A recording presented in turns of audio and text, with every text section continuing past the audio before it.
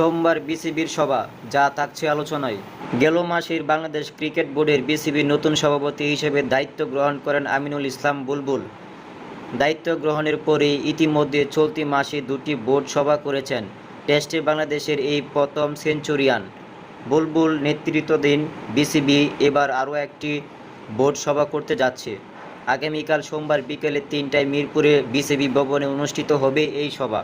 ঢাকা পোস্টকে বিষয়টি নিশ্চিত করেছেন বিসিবির সিনিয়র একজন পরিচালক। এবারে বোর্ড সভা থেকেও আসতে পারে বেশ কিছু গুরুত্বপূর্ণ সিদ্ধান্ত। বিশেষ করে বিপিএল আয়োজনের সময় নির্ধারণ নিয়ে বিস্তারিত সিদ্ধান্ত হতে পারে কাল। এছাড়া প্রতিটি বিভাগে উত্থাপিত সিদ্ধান্তও আসতে পারে।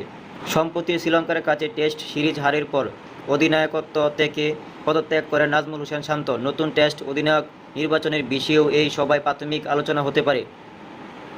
এই পিচ সহ গেম ডেভেলপমেন্ট বিভাগের অধীনে ক্রিকেটারদের ট্যুর প্রোগ্রাম সহ পরবর্তী ম্যাচ আয়োজনের বিষয়েও আলোচনা করতে পারেন বিসিবির পরিচালকরা।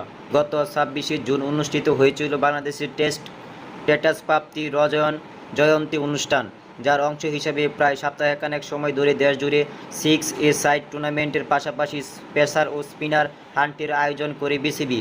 এরপর 26শে জুন মিরপুর শেরেবাংলা জাতীয় স্টেডিয়ামের মিডিয়া প্লাজার সামনে 25 বছর পূর্ণ হওয়ার দিন ক্রিকেটারদের পুনর্মিলনী হয়েছে।